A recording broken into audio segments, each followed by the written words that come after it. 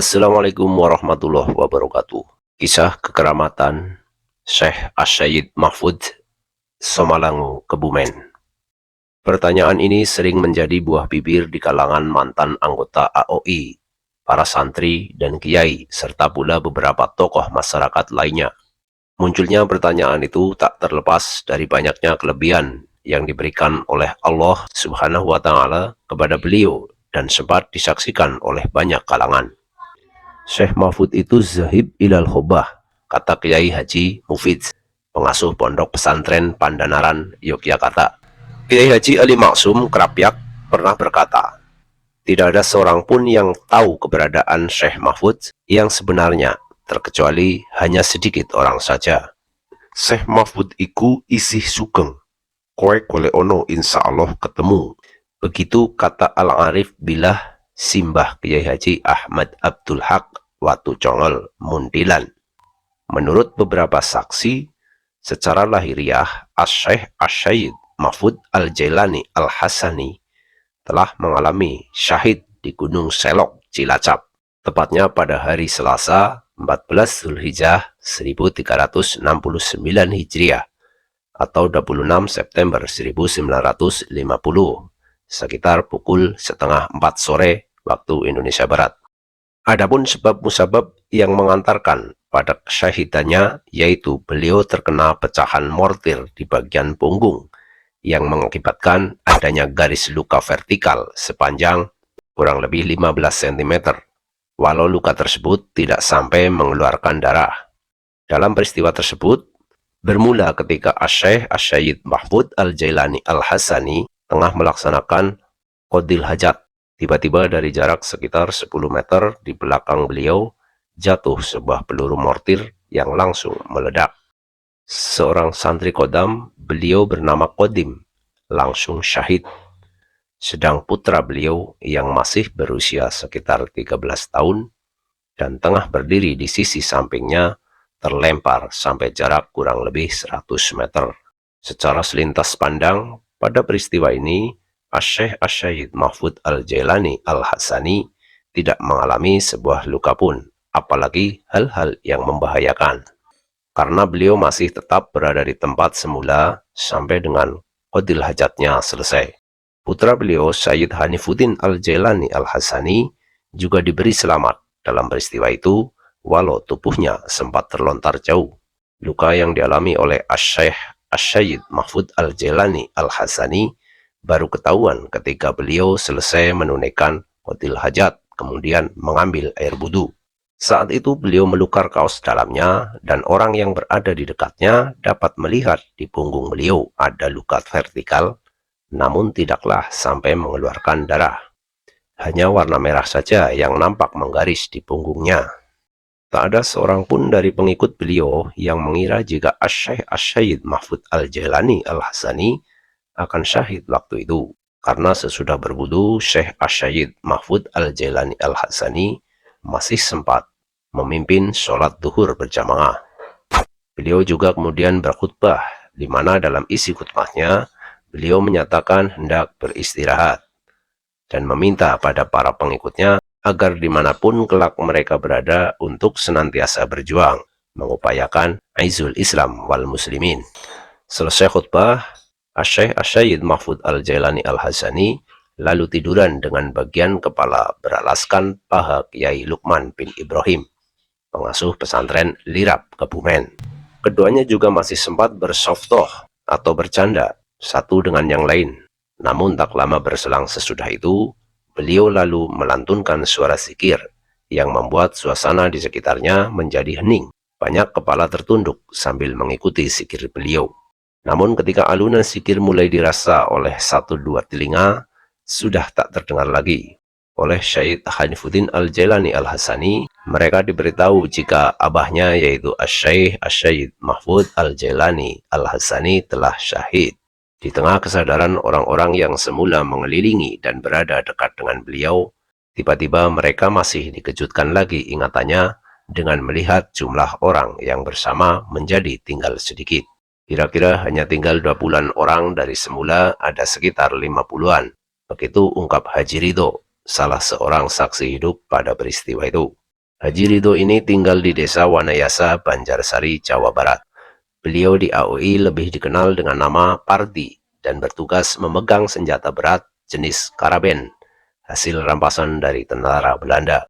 Kiai Lukman bin Ibrahim menghilang, padahal santri yang memegang jas beliau masih berada di tempatnya, dengan baju jas yang masih dipegangi.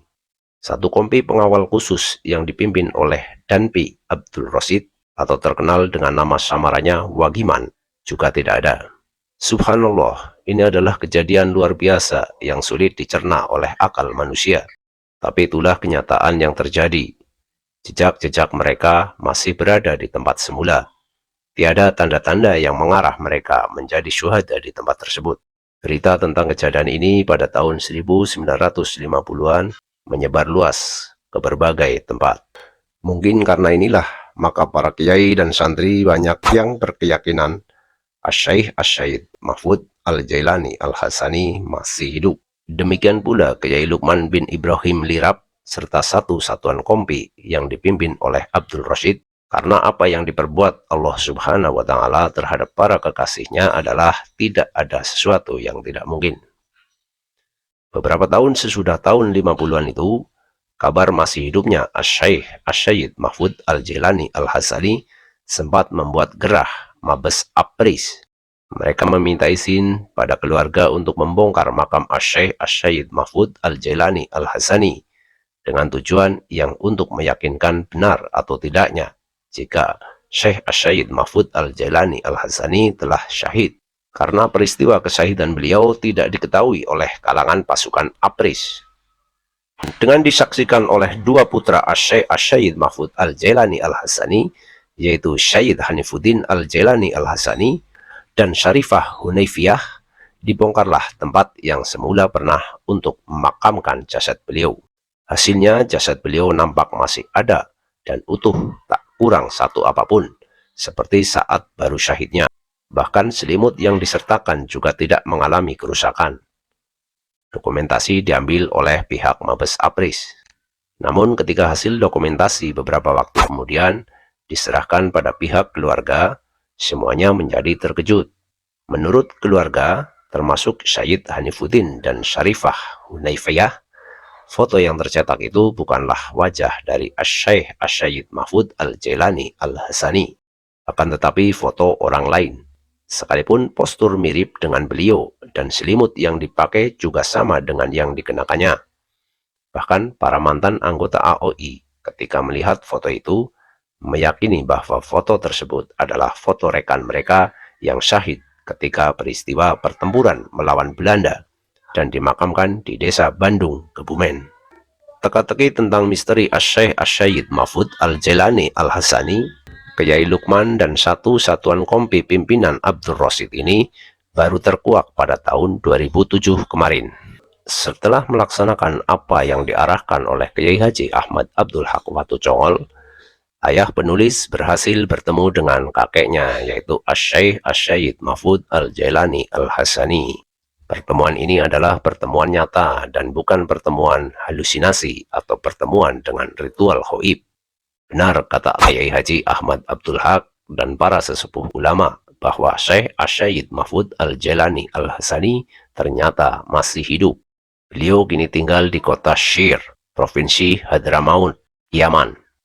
Sepeninggalannya dari Indonesia, Syekh Asy-Syaid Mahfud Al-Jailani Al-Hasani membangun sebuah pesantren di Syir, tepatnya di komplek Masjid Peninggalan Sahabat Mus'ab bin Umair. Beliau juga mursyid Thariqah Asy-Syadzaliyah terkemuka di kota tersebut. Banyak ulama-ulama Khawas Timur Tengah yang sempat berguru pada beliau sampai dengan saat ini. Di antaranya adalah Syekh Ibrahim Al-Ashihani yang tinggal di Suriah.